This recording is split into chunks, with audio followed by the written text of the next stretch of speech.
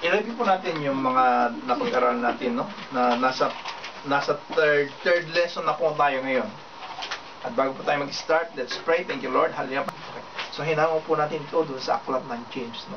Na kung titignan po natin yung outline nito, ay sabihin natin, doon sa, ang outline po is faith tested by trials, no? Faith that shown by works. It's proven by conduct, no? Ito nga yung sabi nga, walang silbi ang salita kung sakaling hindi makikita doon sa ano naging resulta, ano naging bunga. Then with faith comes persecution. Yun ang masakit doon. Amen. Kaya at least napakaganda yung pag-aaral na ginawa natin ng Tuesday, di ba? Nasabi doon, tunay, sabi nga, ang mga talagang sumasampalataya ay talagang aasahan ninyo na magkakaroon talaga ng mga pagsubok. Pero ang mga pagsubok nito, alam niyo kung titignan natin, kung minsan natatakot tayo sa mga pagsubok na yun. Pero ang layunin pala ng Diyos sa atin, pagsubok na mapagbibigay sa atin ng kagalakan. At bakit po kagalakan? Dahil kasi nandun yung kasiguruduhan natin, di po ba? Talagang tunay tayo. Di ba? Napakahirap sa isang tao na peke, di ba? Talagang makikita mo na hindi peke ang kaligayahan niya, peke ang mga blessing niya, di ba? Peke ang mga pananalita niya, hindi ganun po yung buhay natin. Bakit talagang dadanas at dadanas po tayo ng persecution, pero nagpapasalamat tayo dahil kasi ito ang pinapag-aralan natin. Bakit pinapayagan ng Panginoon ng persecution? So yan po yung outline, no, na siyang makikita natin dyan. Patas ang summary po ay makikita natin, sabi nga, a faithful endurance in trial is rewarded. No? Ito yung sagot ng persecution na sinasabi dyan. Pagkatapos at yung binigay sa atin na sabi nga pangako ng Diyos, faithful endurance is gained by effective prayer. Nakita nyo, kung sakaling meron mang ibinabala sa atin ng kalaban, amen, makita natin na meron din palang kalasag ang Diyos na binibigay sa atin. Kung alam din natin yon, di po ba? Okay, nagpapasalamat tayo kasi napag-aralan natin, di ba? Na yung sa panalangin pa lang, hinihintay sa atin ng Diyos, ang gusto mahubog ay yung pagpapasensya natin. Amen? Kaya napag-aralan natin yan doon sa first na topic natin. Tapos yung faithful endurance may deliver others who are wavering. Amen? Alam nyo, napakaganda yung pagkahubog nga sa atin dito sa God is Able Ministry. Na kung sakaling may mga kapatiran, sabi nga po na talagang nagbabakasyon, minsan medyo talagang hindi maalis talaga eh. Hindi perfect itong word natin. At ito tayo talaga eh, we must not deny, sabi nga po doon sa napag-aralan natin. Huwag natin i-deny na talagang meron tayong kahinaan kung minsan, meron tayong mga sumpong minsan, di ba? Pero alam niyo, nagpapasalamat tayo dahil kasi yung pagkakaisa natin, amen, pagtitiwala natin sa bawat isa, ay talagang sabi nga po, yun ang dahilan kung bakit ang mga kapatiran na yan ay talagang patuloy na hinihila ng Diyos sa kanyang presensya. Amen? Now, kaya iyon po yung ginagawa natin dito. Now, kaya ang sabi po ni Rick Warren, ano sabi niya, there are no shortcuts to maturity. Yes. At yun po ang unang pinag-aralan natin, di ba? Ang sabi po doon sa unang pinag-aralan natin, the marks of a mature person. Okay? At bakit po dapat mag-mature tayo? Ang sabi po sa Hebrews, di ba? Therefore, let us move beyond the elementary teachings of Christ, and be taken forward to maturity. Okay, so not laying again the foundation of repentance. Kaya dito po natin nakita yung lapis sa yung ballpen, di po ha? Pinag-aralan natin kung bakit lapis ang laging ginagamit ay dahil kasi sabi nga po laging binubura yung mga ginagawa. Pero yung ballpen pala, kapag ballpen na yung hawak-hawak mo, ibig sabihin talagang medyo nandun ka na dun sa young man stage mo. Alam mo na yung tama sa mali. Di po ba? Okay, so sabi nga, not laying again the foundation from acts that lead to death. Tandaan niyo ha, sabi po sa Romans, for the wages of sin is death, but the gift of God is eternal life through Jesus Christ our Lord. Na ang lahat, maski man ikaw po ay nakipagrelasyon na sa Diyos, okay, na ikaw man ay sinasabi mong born again ka, kapag nagkasala ka, there is consequences. Hindi lang sa iyo, di ba, napag-aralan natin, hindi lang sa iyo babalik, kundi pati po yung grupo ay talagang maepektuhan, pamilya, di ba, trabaho, maepektuhan. Now, kaya ito po yung mga kasalanan eh, na kung talagang hindi natin maiwas-iwasan, alam mo, problema yung buhay mo, kapatid. Problema. Amen? So, nagpapasalamat tayo dahil sabi nga po, nagmamature na ang bawat isa sa atin. Nagmamature na ba talaga? Ba't wala makasagot yata? Papunta sa maturity, ibig sabihin. Amen? Amen. Okay? So, kung titignan natin, di ba? Sa primary. Ang sabi niya, your hardest times. Yan, tinan nyo. Okay. Primary. Kasi towards maturity talagang meron kang pagdadaanan. Okay, sabi niya, your hardest times often lead to the greatest moments of your life. Nakita nyo? Ang sabi niya, keep the faith, it will be worth it in the end. Okay, talagang dadaan at dadaan po tayo eh. Diba? At alam natin ang pangako po sa Psalms 23, diba? Though I walk to the valley of the shadow of death, I will fear no evil, for thou art with me. Kung nandoon ka sa kanya, diba? Alam nyo, minsan, maalala ko si Elsa, nung pinaliwanag ko sa kanya, eh. Alam nyo, ganito kasi tayo eh. Meron talagang daan na ibinigay sa atin ng Diyos eh. At alam nyo, yung daan na yan, nandidiyan yung mga puno na talagang hitik-hitik na mga bunga-bunga eh. At alam nyo, pipitasin na lang natin yan eh. Kasi yun po yung blessing sa atin. Eh, ang problema eh, hindi tayo doon dumadaan eh. Kumakaliwa tayo. Dahil kung ito nangyayari, abay talagang shadow of death nga yung pagdadaanan na natin. Pero maski ganun pa man, amen, nandoon pa rin yung presensya ng Diyos. Kaya nga lang, kapatid, wala kang pipitasin doon. Amen? Okay, so namimitas tayo at sa linggo na-postpone yung pagpipitas natin. Okay? So, ayan po yung unang topic natin, the marks of mature men. Person, sabi ganun. And then, ito yung topic natin last week. Ano ba yung natutunan nyo dito sa mature person? Sige nga, tanong nga, Sister Dina, ano natutunan mo dyan, ma'am? Yung pinakita sa atin yung mga, di ba, yung mga ano ba yung mga senyales na ikaw ay mature na? Na-transform. Okay, na-transform, di ba? So, nakita natin doon, ano ba yung mga hindi pa nagmamature, di ba? Yun ang unang naging topic natin eh. Saan ba makikita yung mga hindi pa mature, di ba? Makikita, kung sakaling sabi nga po, yung bansot, di ba? At hindi nakikita ito doon sa dunong mo, di ba, sa salita, hindi nakikita ito, di ba? Saan nakikita? Sa attitude mo. Amen? So, makikita sa attitude mo di ba? At kung sakaling sabihin matagal kang sa gawain, pagkatapos ikaw ay medyo nasaling lang, patas nakalabit lang na, tapos nag-react ka na dun sa negatibo, ba, masasabi mo talaga, medyo kulang ka pa sa maturity, kapatid. Okay, so nakita natin doon, anong pagkakaiba ng mature sa mga immature. Tapos itinuro sa atin doon kung paano tayo maging mature, di ba ba?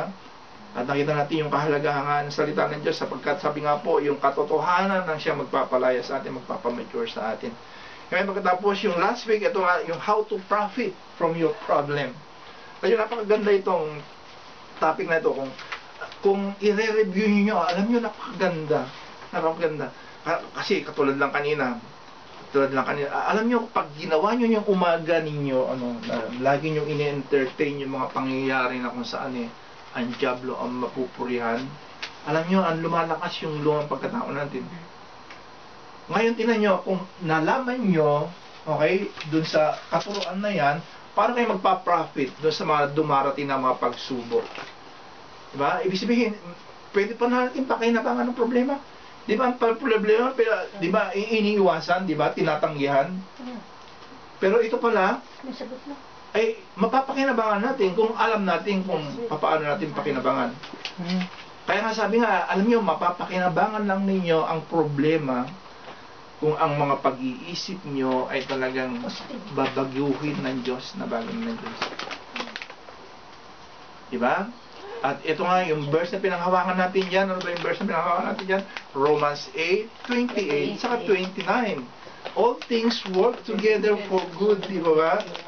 Okay? So, doon kayo hinuhubog di ba?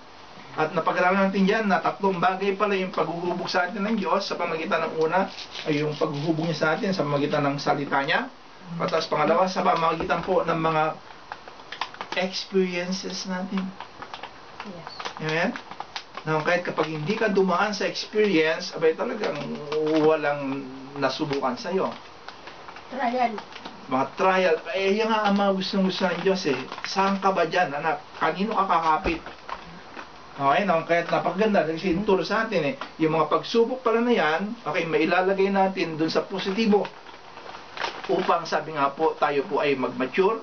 Pangalawa, upang tayo po ay yung faith natin sa Diyos ay talagang panghawakan natin. Amen? Kasi sa pamagitan lang po ng mga pagsubok na yan. Kasi tingnan nyo ako sa kanila sa isang pagsubok, bumigay ka, ibig sabihin, ano ibig sabihin noon? Mahina pa ng palataya mo. Amen? Pagkatapos, ito nga ito nakakatakot para mong sinabing walang magagawa ang Diyos dun sa pangyayaring yan. Kaya ito yung mga inuturo sa atin noon, di ba? Kaya ang sabi po dun sa James, no? At hinangon po natin sa James yung sabi nga po kung ano yung dapat natin makita dyan. Yan, consider it pure joy, my brothers and sisters. Sabi nga, whenever you face trials of many kinds. Diba? Ano yung sinabi natin dyan, yung introduction natin.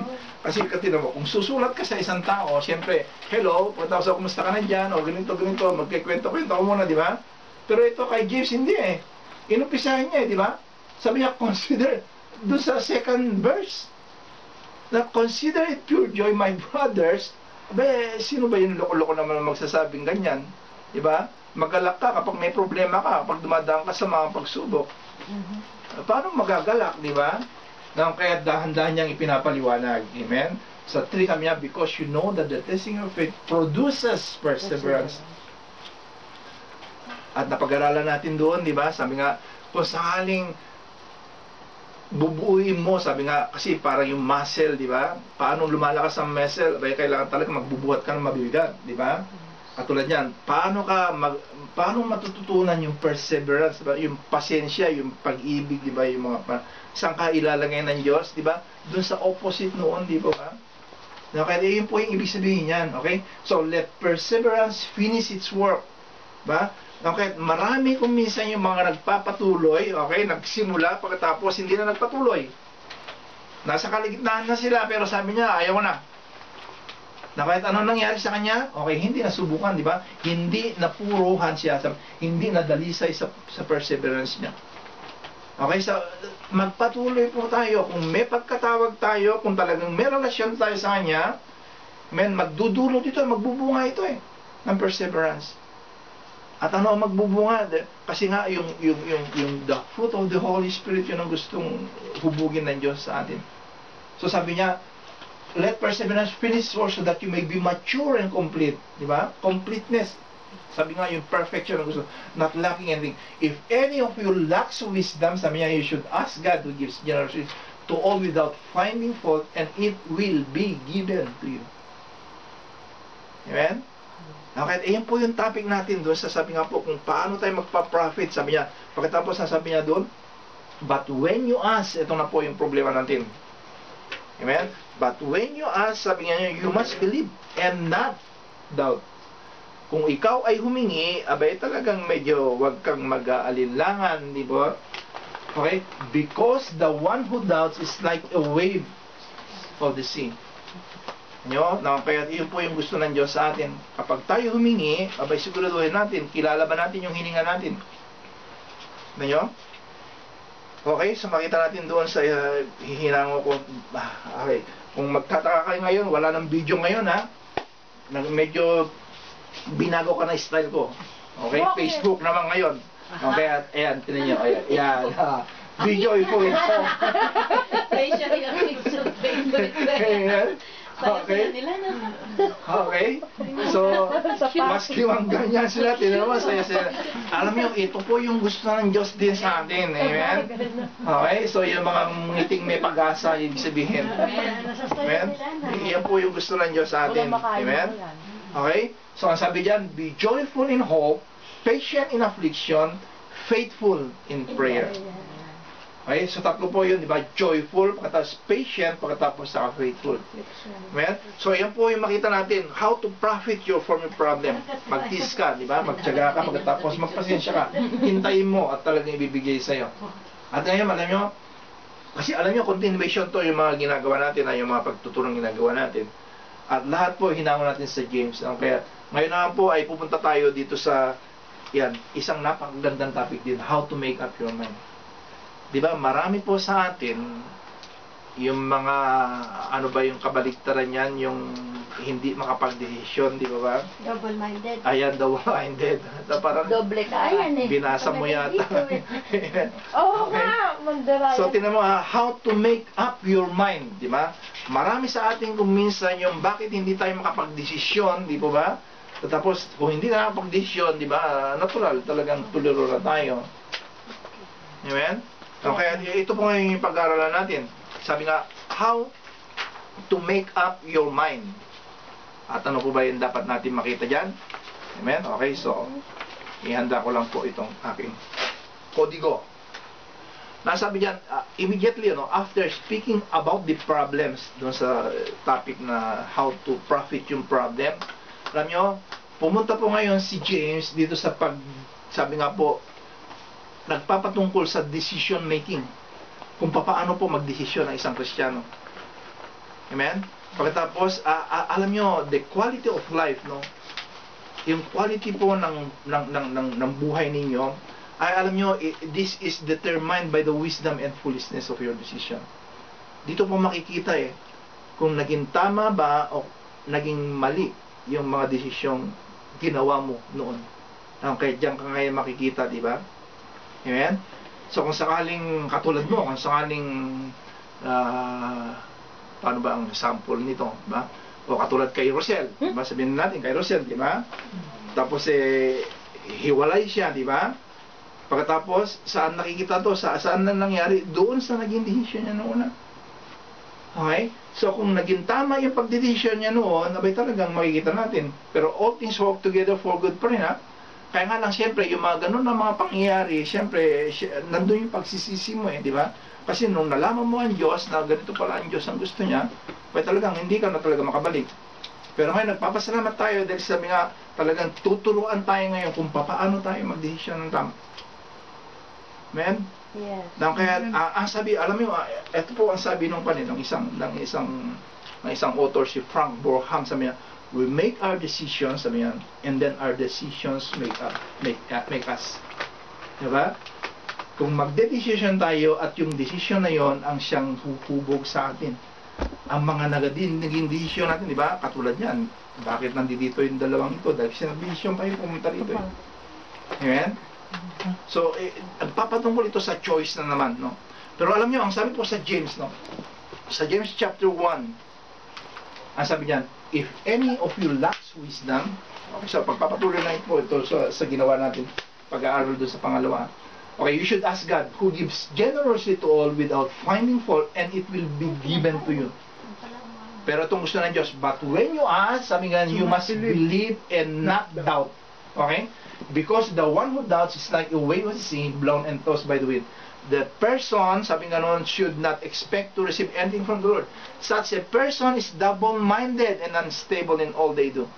Believers in humble circumstances ought to take pride in their high position. But the rich, sabi nga noon, should take pride in humiliation, since they will pass away like a wild flower. Okay? For the sun rises with scorching heat and withers the plant. Its blossom falls and its beauty is destroyed. In the same way, sabi nga nun, the rich will fade away even while they go about their businesses. Amen? At least, nagpapasalamat tayo na hindi tayo mayaman. Pero nandun tayo sa kaligtaan, ha? Amen? Okay, so hindi tayo mayaman na mayaman, sabi nga po doon. Okay, the quality of your life will be determined by the kind of decision we make in life. Some of them, sabi nga nun, we regret, and some of them we feel good about. Amen? Di ba ba? Ganun ang mga desisyon natin, di ba? Nagsisi tayo, pero wala na. Kaya nga lang, tinuruan naman tayo. Sabi nga, we are a product of our past, but we must not be a prisoner of it. Di ba ba? Pero marami tayong naging desisyon na napaganda yung buhay natin. Amen? Okay, yung pagdedesisyon nga lang natin, pumunta rito, napaganda buhay natin. Amen? Now, kahit nagpapatuloy tayo. Alam nyo, meron po isang businessman, kung bagong-bago siya, ay pumunta siya ngayon doon sa isang talagang medyo successful na businessman. Tapos nagtanong siya. Sabi niya, what is the secret of business success? E di, pinayuhan siya, sabi nga, sabi nung tinatawag niya, wise decision. Sabi niya, kailangan mga wise decision upang maging success yung business mo. Pagkatapos, so how can I learn wise decision? Sabi niya, from experiences, sabi ganun. Tapos tanong ulit, sabi niya, so how do I get experience? Sabi niya, alam niyo kung anong sabi? Sabi niya, from dumb decisions. Oo.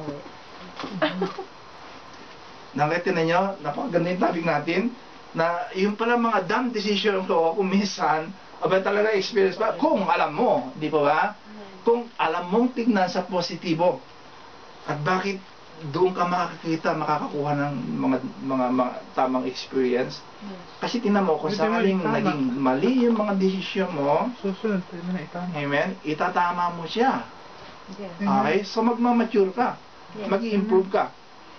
Pero kung sakaling hindi mo siya itatama, wala na. Diba? Anong tawag sa'yo? Bonsai. Ay, bonsai. Bonsai. Ano na sabi mo, di ba? Okay? So the fact, okay? The fact is, because we are humans, we all have a great possibility of error. Yes. Okay? Life is full of choices. At alam nyo, nagpapasalamat tayo dahil kasi laging itinuturo sa atin itong choices na ito. Okay? Nasa iyo yung choice. Ang tawag doon, free will. Okay? So, nasa iyo yan. Kung gusto mo, mapabuti ka o mapasama ka. Okay? So, dito natin turuan. At alam nyo, ito po ituturo sa atin ni James, no? He talks about how to make decision, okay? Sabi niya, he gives a problem. At ano ba ang problema na dapat makita?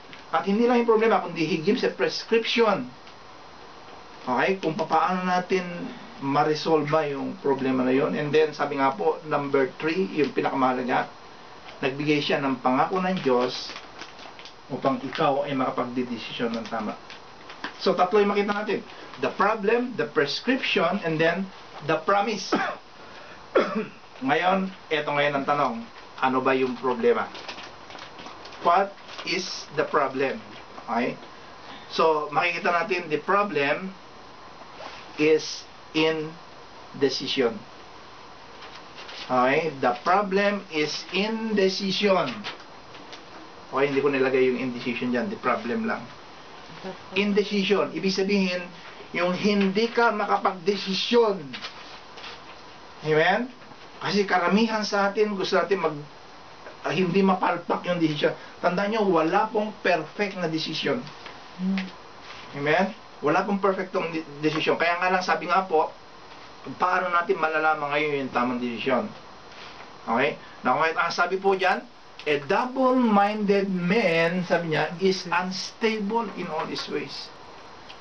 Ano? A double-minded man. Kasi kung minsan kung mag-desisyon kayo, natatakot ka, di ba? Baka mali yung desisyon ko, di ba? Parang ganyan. Pero ang sabi po dyan, di ba? A double-minded man is unstable. Tingnan nyo yung unstable po, ito po yung sinasabing, sabi nga, you are pulled apart in different directions. Di ba? Para bang may tug of war. Para bang yung sinasabi doon sa, minsan naglagay ng props si Joyce Meyer eh. Naglagay ng props. Dito, nilagyan niya ng demonyo. Tapos dito yung anghel.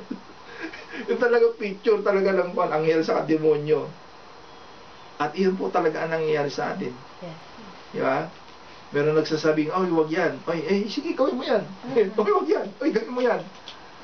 Kaya, dahil iyon po ang double-minded man.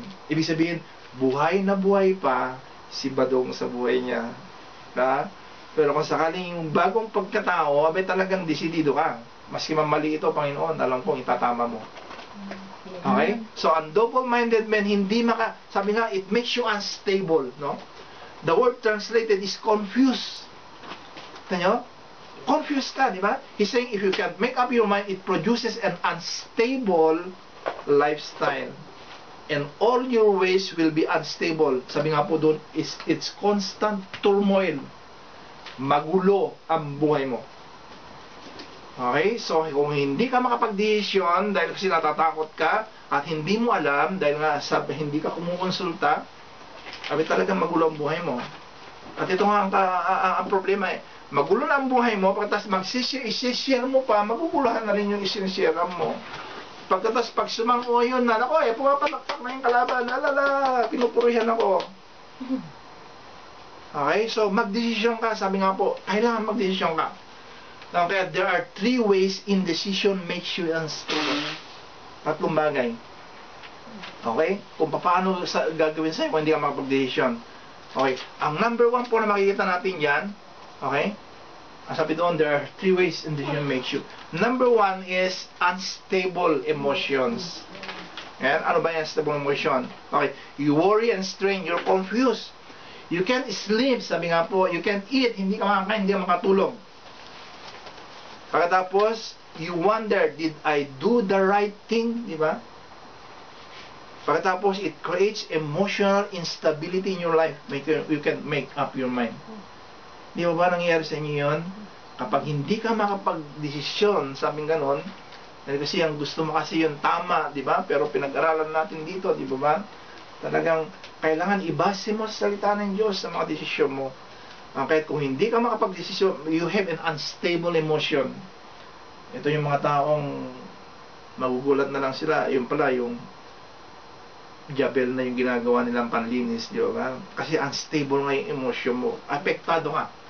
At hindi lang po unstable emotion ang ibigay sa'yo, kundi sabi nga po, yan, unstable relationship. Okay? Kung hindi ka makapag-isip, makapag-desisyon ng tama, dahil kasi nga balimbing ka, sabi nga po doon, okay? Lack of commitment destroys marriage. Okay? Kung hindi ka committed sa isang bagay, ibig sabihin, talagang medyo hindi ka nakapag-desisyon ng tama. Diba?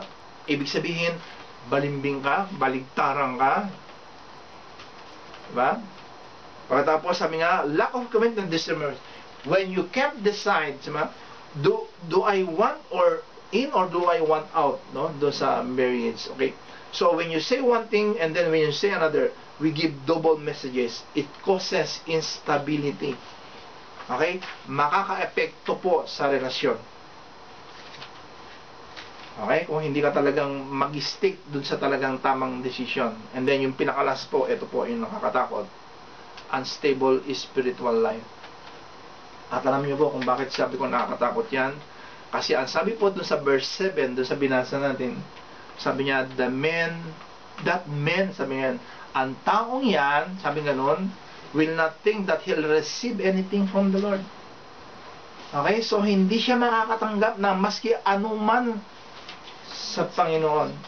Ang sabi, it blocks your prayers, okay? Indecision keeps God from giving you and you from receiving what God is to offer. So, hindi alam ng Diyos kung ano isasagot sa iyo dahil kasi hindi mo alam kung ano yung gusto mo.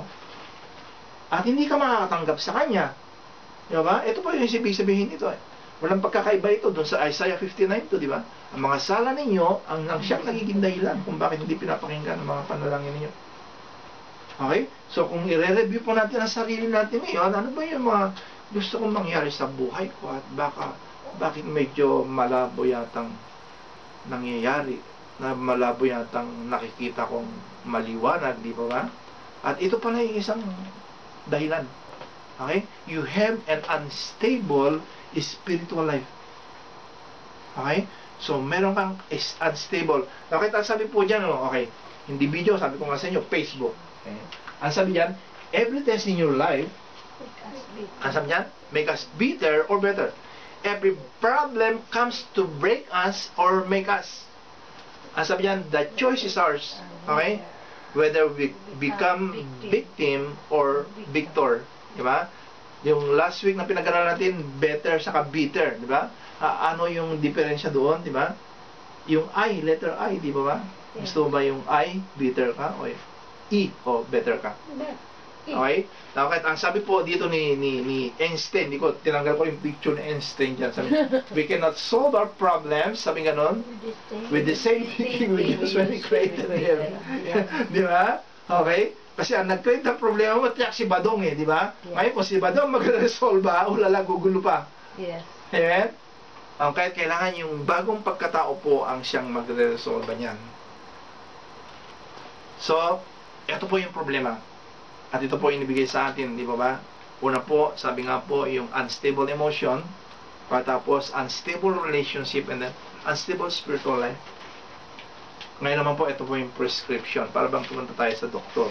Na, Panginoon, Dok, ito ang sakit ko. Okay, bigyan kita ng reseta. Ito yung prescription, sabi niya. So, ano po yung prescription na siya makikita natin yan? The prescription.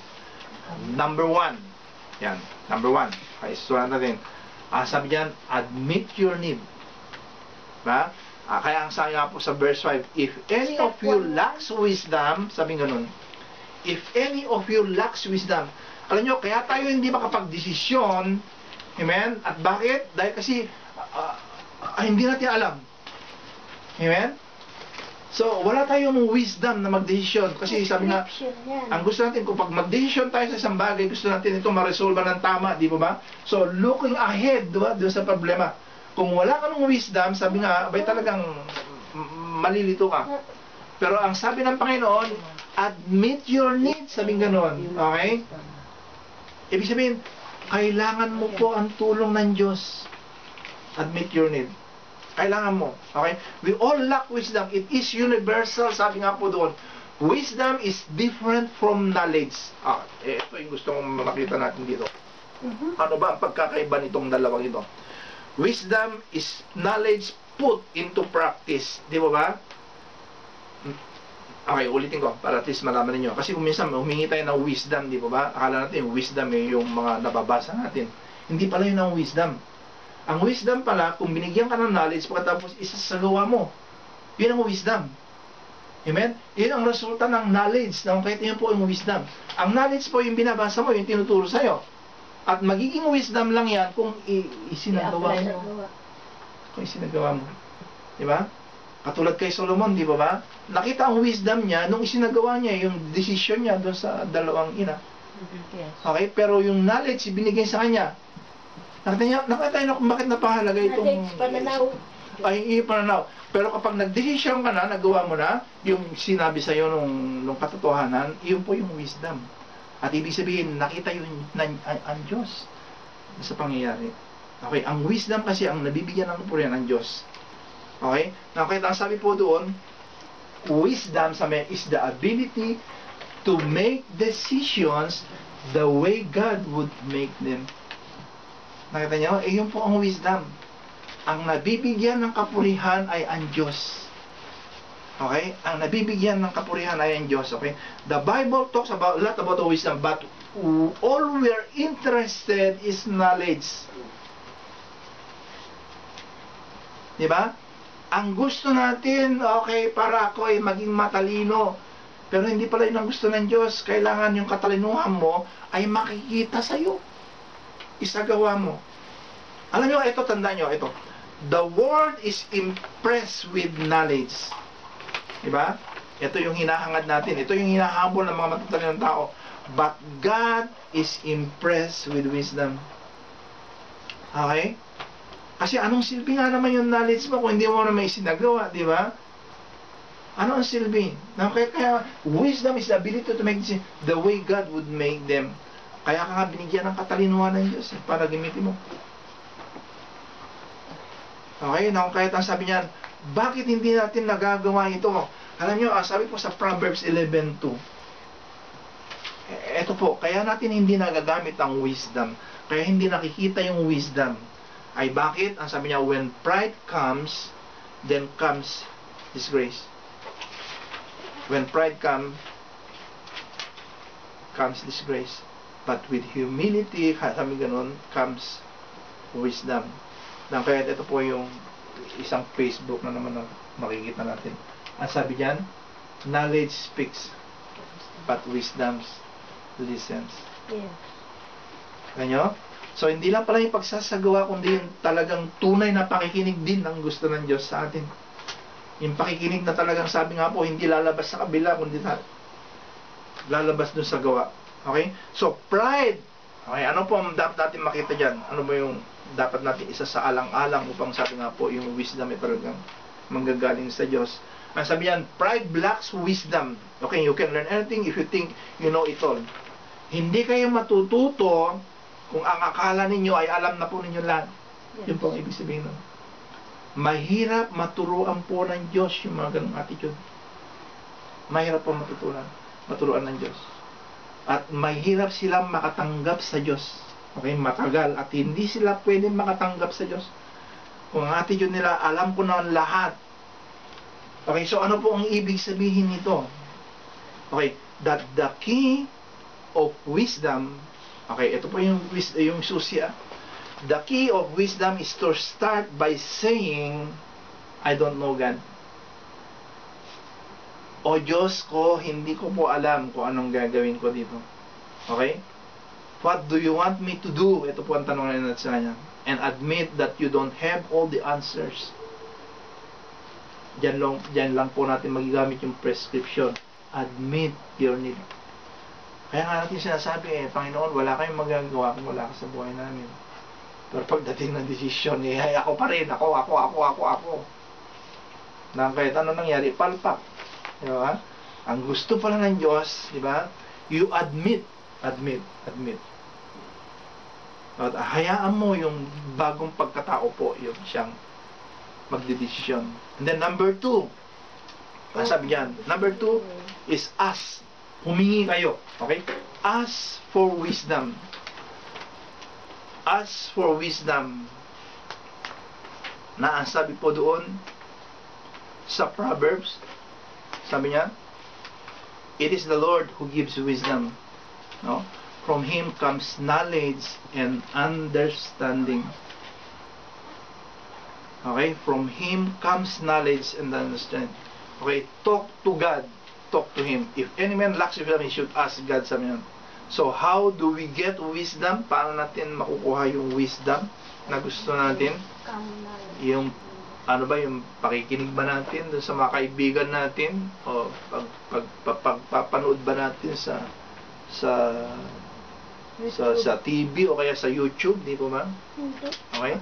So the Bible says, okay, you get wisdom by asking God. Hingin niyo sa Diyos. Diba? Okay, may bibigay din naman ang kaibigan niyo ito kung sakaling yung kaibigan niyo ay talagang subok niyo na talagang siya ay grounded na sa mga salita ng Diyos. Tandaan niyo marami din mga Kristiyano kung minsan na kung titingnan ninyo, tama naman mga sinasabi nila, pero ang naging bunga naman. Nakita niyo ang true source, tandaan niyo ang pinapag-aralan natin, ang true source po ng wisdom ay sa Diyos. Kaya nga, kung hindi ka nagbabasa kapatid, wala. Kung hindi mo alam ang kalooban ng Diyos sa buhay mo. Kaya nga, alam niyo, kung titingnan ninyo, kaya nakakalungkot nga doon sa Matthew 7:21-23. Sabi nila, Panginoon, nangangaral kami, nagpapalayas kami, gumagawa kami ng milagro. Nandun kami sa baba.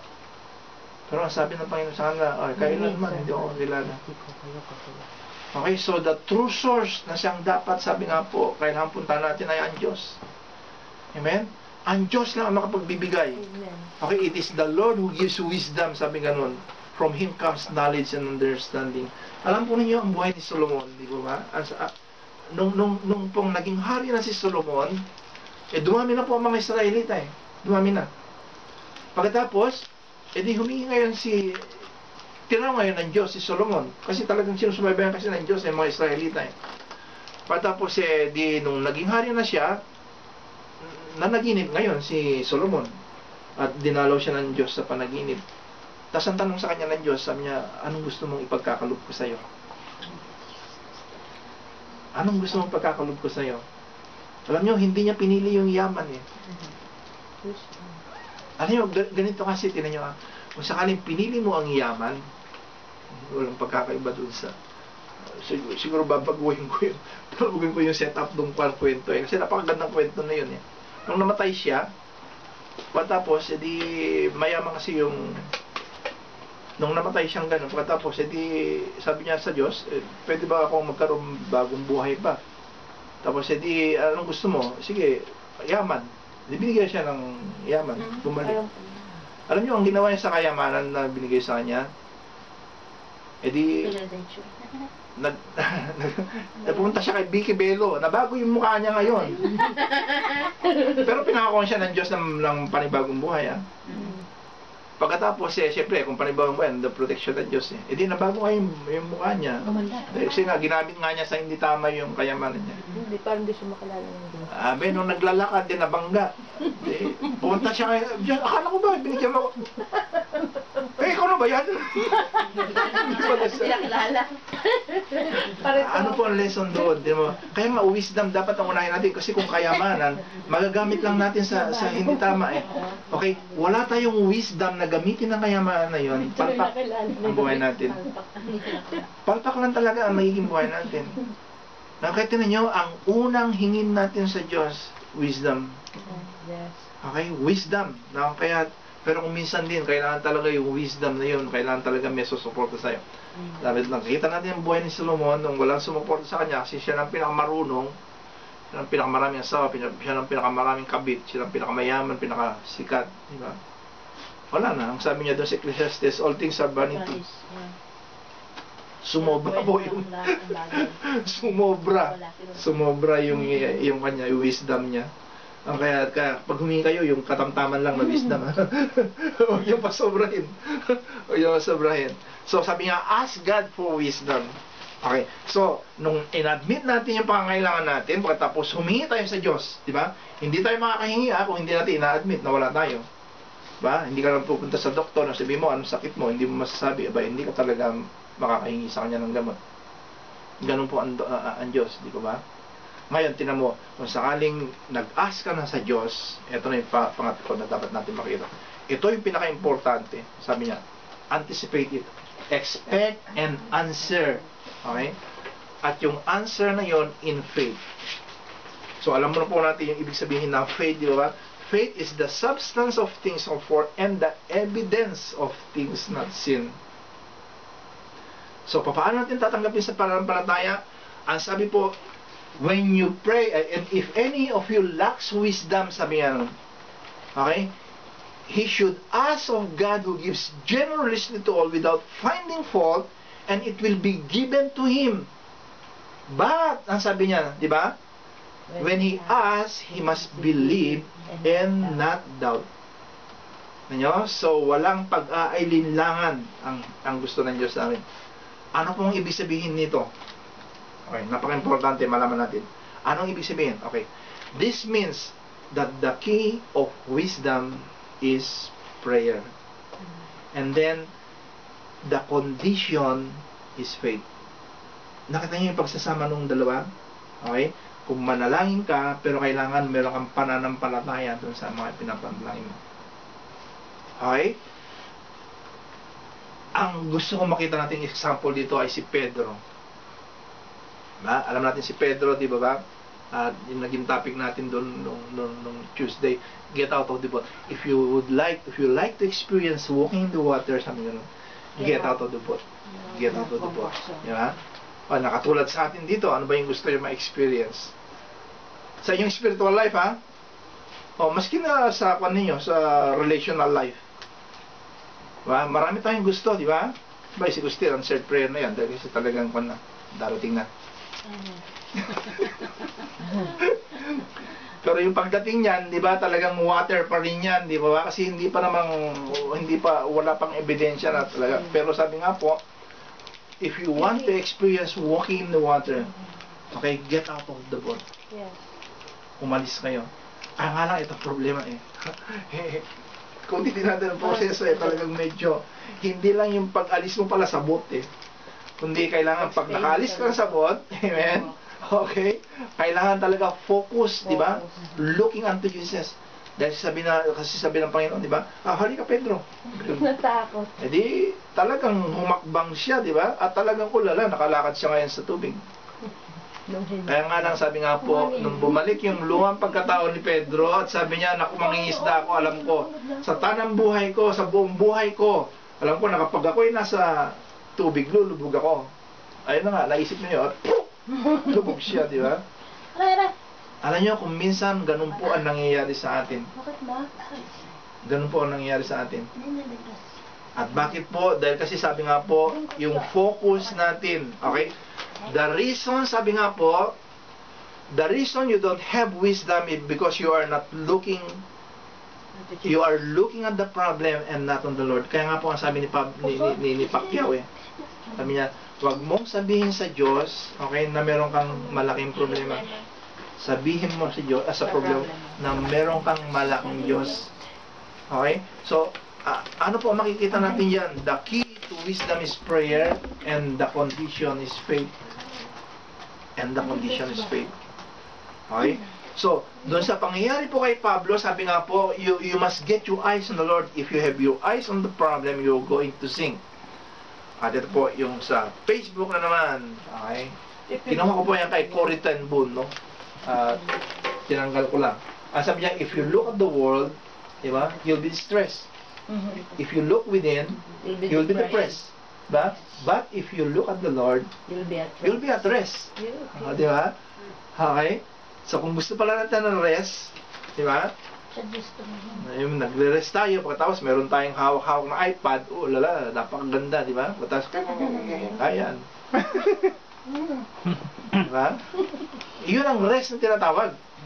Okay? That is the rest. And then, ito ang problema. The reason you don't have wisdom is because you're looking at the problem and not on the Lord. Amen. Kailangan talaga focus tayo sa niya. Looking unto Jesus. Looking unto Jesus.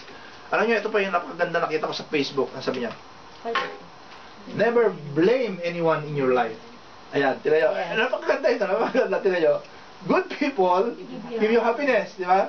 Bad people give you experience. Worse people give you a lesson. And best people give you memory. Amen? Kita nyo? Bakit wala pong sa Diyos po walang sayang sa kanya eh. Masama man o mabuti man, di ba ba?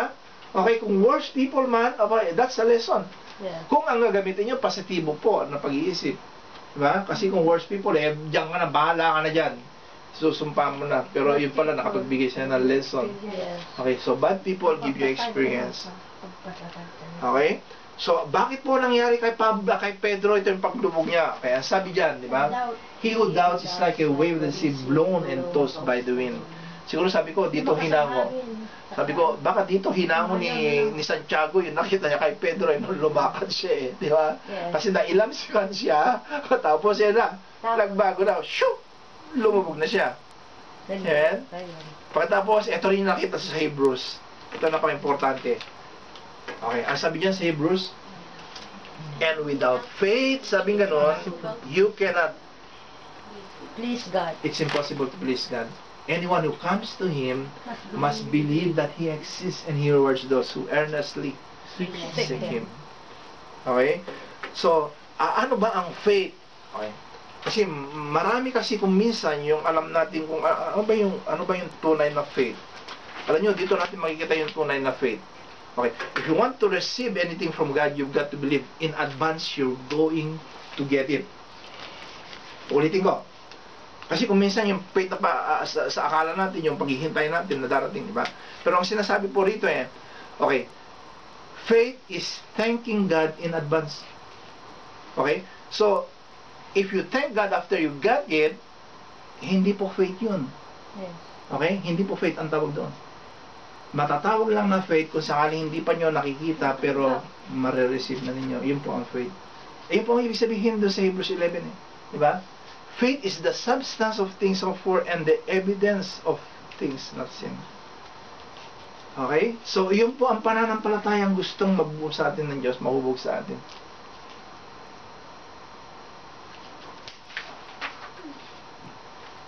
Okay, so natapos po yung prescription, sabi nga po, dahil kasi nga po inadmit natin and then we ask and then we anticipate, di ba? At inangkin natin na merong nga talagang ibibigay siya. Pagkatapos yung pinaka-last, yung sabi nga po, yung promise. The promise, sabi nga po, God will give. Okay, God will give. Ibibigay niya. Lang kahit ang sabi po sa verse 1, makita natin doon. Ang sabi niya, if any man lacks wisdom, he should ask God.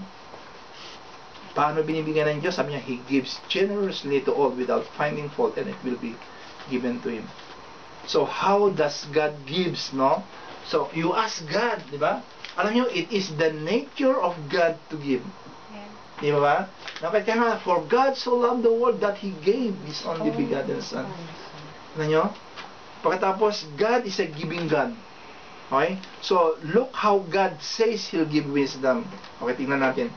Paano niya ibinibigay? Makikita natin dito sa verse na ito. Okay. Number 1, ang sabi niya, God gives Continually. Ano ba yung continually? Continue. Ano ba yung continually? Okay? Tuloy-tuloy. Okay. Ibig sabihin, he doesn't run out of energy. Okay? He never wears out. Hindi siya nagsasawang magbuhos ng pagbibigay sa'yo. Continually, sabi ganun yan. Continually. Okay? Pagkatapos, number 2, sabi nga, he gives generously. Generously. Okay? His resources are unlimited. Tandaan ninyo ha. Hindi po siya katulad ni Santa Claus ha, kaya lang bibigay si Santa Claus tuwing Pasko. Pero ang Diyos, January to December, nagbibigay. Dahil hindi po siya nauubusan. Tandaan nyo, He has enough resources for everybody. He's got plenty. Okay? Hindi siya yung sinasabi, ay, nako, wala na, binigay ko na kay. Hindi po ganun ang Diyos. Diba? Nabibigay niya lahat, di ba? According to His word. And then, hindi lang po ganyan, di ba? Hindi lang continual, hindi generously, kundi, ito napakaganda, He gives cheerfully. Okay? Anong ibig sabihin yan? Okay. Di ba? Katulad ng ama, di ba? Kaya hindi kita binigyan, dahil kasi, hindi ka naging, di ba? Nakulit ka, di ba? Alam nyo, hindi ganun ang Diyos, Di ba? Cheerfully, ibig sabihin, talagang buhos-buhos. Okay, without finding fault. Ganun siya nagbibigay. Alam nyo, kung titignan natin yung karakter ng Diyos ng ganito, alam nyo, wala tayong problema Wala tayong problema. Okay, kung gusto natin ng wisdom doon sa mga bagay na pagdedesisyon natin, diba? Ito yung sinabi niya. Continually, generously, and then cheerfully. Okay, bakit hindi natin lalapitan ng Diyos kapag meron tayong mga dapat na desisyon? Ano? Ito siya nagbibigay siya, okay? God does not resent you asking for wisdom. He is pleased when you ask. Ano? He is pleased. Yun ang gusto. Di ba ang ama, di ba? Di ba ang magulang, di ba? Di ba gusto nila na lumapit ang anak nila na humingi ng payo? Okay? Mas magagalit pa nga sila kung desisyon ka na hindi nila alam di ba? Ganun po ang Diyos. Ganun po ang Diyos sa atin. Okay? So, it's God's nature to give. God is our model for giving. Okay? Nung nakita natin yung karakter niya, ito pala, kailan pala siya ang modelo natin. If we want to be like God, we need to become a giving people. Because God wants us to give, sabi nga nun, continually, generously, and cheerfully. And that's what giving is all about. Kasi sabi niya, you give because I give. You give because I give. Okay? Of all the areas, kung titingnan natin, yung kinunan po ng halimbawa ni James, alam niyo, kung babasahin niyo yung Book of James, bakit na kinuha example ang about money? Bakit tungkol sa pera ang lagi niya sinasabi, the rich man, pagkatapos sa kayong pagbibigay niyo, yung mga kaawaan niyo, nagpapatungkol ito lahat sa, sabi nga po, doon sa financial. Why? Okay? Ito, more people make unwise decisions and foolish choices regarding their finances than almost anything else in the world. Hindi ba tama yun? Yeah. Laging doon po tayo nagkakamali, doon po tayo nabubuligan, doon po tayo naloloko, at doon rin po tayo minsan nanloloko. Nakita nyo? Okay? So, marami pong mga Kristiyano, sabi nga po, in financial bondage. Why? Because they are violating God's principle. Alam niyo, ito po yung punto na gusto makita ni James sa atin. The point James is making in these verses is that, ito, regardless of poverty or prosperity, okay, we all need to realize that wealth is temporary and won't last forever. Temporary.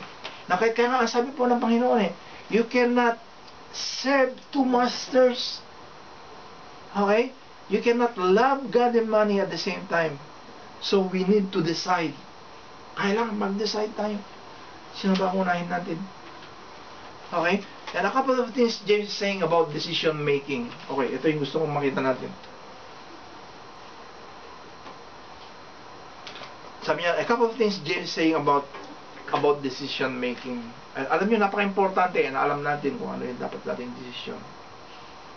Number 1 po, ang sabi diyan, God does not want to make. Okay? God does not want to make the decision for you. Tandaan nyo, ha? Tandaan nyo, nung nilikha po tayo ng Diyos, ito po, nung nilikha po tayo ng Diyos, kasama po yung free will doon. Okay? Kasi imposible naman kung sakaling siya pa magdesisyon sa'yo. At bakit hindi dapat siya magdesisyon? Kasi paano ka magmamature? Okay? How can you mature? Okay? Kung sakaling hindi ka makapag-desisyon. Okay? So, maski man mali o tama yung desisyon mo, desisyon pa rin yan. Kaya nga lang sabi nga, kung mali yung naging desisyon mo, kailangan matuto ka doon. At doon ka mag-mature. Doon ka, di ba? Matututo sa buhay. Okay? So, God wants you to grow up. He gave you the freedom to choose. He didn't give you the freedom to choose and then override it and make decisions in your life. Okay? He wants you to make decision but based, ito po, on His wisdom. Magdesisyon ka based on His wisdom. Magdesisyon ka. And then number 2 po, nakita natin yan. Tandaan nyo, maturity in the Christian life. Okay. Maturity in the Christian life is making decisions the way Jesus would. Okay, so don't blame God for indecision. Okay, so number 2. Ang sabi dyan, number 2 is God's wisdom is found in God's Word. Yan. So if you want wisdom, anong ibig sabihin? Kung gusto mong wisdom na magagaling sa Kanya, magbasa ka, mag-aral ka, mag-memorya ka, mag-meditate ka sa Kanyang salita. Because God's wisdom is only found on God's Word. Kaya nga po, ang sabi po doon sa Psalms 119:105, sabi niya, God's Word is a lamp unto my feet and a light unto my path. Okay. Gusto kong makita po natin, maintindihan natin ito, yung lamp unto my feet and light unto my path. Ang ka sa mga desisyon mo hindi mo siya kailangan Pero kung kilala mo siya, alam niyo, napakadali mo mag-desisyon. At yung desisyon mo, hindi magbibigay sa'yo ng pag-aalinlangan. Ano nyo? Dahil kahit kailangan yung trust natin, sabi nun, lay it all in His hands and ask for wisdom. Okay? The greatest decision you ever make in life is this. Ito po. Ang napaka-importanting gagawin yung decision. Dito kayo mag-umpisa. Sabi niya, the greatest decision you ever make in your life is He's going to be number 1 in your life. Sino ba ang number 1 sa buhay mo? Ikaw ba? Yung trabaho mo ba? Yung iPad mo ba? Ha? O kaya yung pamilya mo ba? Yung pera mo ba? Okay? Yung kaibigan mo ba? Alam mo, kung sakaling doon ka magdedepende, alam mo, maguguluhan lang ang buhay mo. Lahat yan ay mapaparam, sabi nga po sa salita ng Diyos. Mawawala lahat yan at isa lang ang, diba? Isa lang po yung talagang nandiyan palagi. At yan po ang Diyos.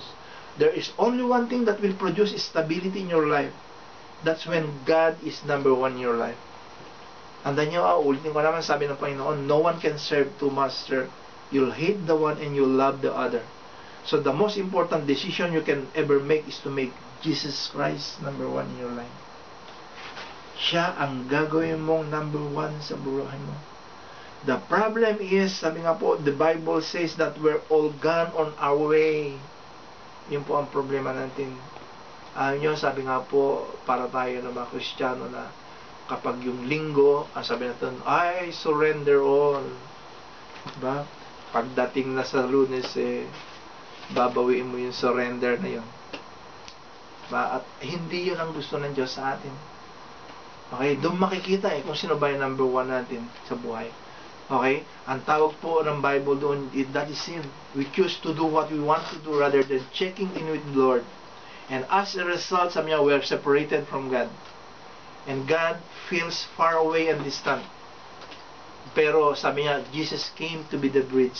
Okay? Tandaan niyo, He died on the cross to make a way back to men. And you will only need to make one major decision. Ano po yung one major decision? Yung who's going to be number 1 in your life. Who's going to be number 1 in your life. So I challenge you to put Jesus Christ on the throne of your life. Yeah. And it will produce stability, incredible stability as you lean on Him moment by moment, and you'll find God guidance. Okay? So, titingnan natin yung summary po ng pag-aralanan natin, di ba? Ang sabi po doon, the summary, what is James saying? Ako ba't nakurap? Nakurap yung, okay? So, dalawa po yung sinasabi po doon. Number one is, you will either live your life by chance or choice. Di ba? At hahayaan mo ba na ang buhay mo, bahala na. Kasi ganun kasi tayo, di ba? Naimulat tayo ng ganun eh. Bahala na, bahala na. Pero meron ka palang choice. Meron ka palang choice. Okay, so ito po yung napag-aralan natin ngayon. And then number two is, when we don't trust God, kung hindi tayo magtitiwala sa Diyos, it will produce, sabi nga po, a lifestyle of instability. Okay, at anong choice mo? Stable life or unstable life? Okay, so itong tanong natin ngayon, are you double-minded, no, in your life? Sa spiritual life mo, sa emotional life mo, sa relational life mo, okay, o kaya sa health life mo. Marami, diba? Kaya sabi niya, isa lang po yung makapagbigay sa atin ng desisyon na tama, and that is to make up your mind about Jesus Christ. So who are you living for? Yun po ang tanong natin ngayon. In order for you to make up your mind and make a good decision, sabi nga po, you must have a true relationship with the Lord. Amen? Okay, let's bow our heads. Thank you, Lord.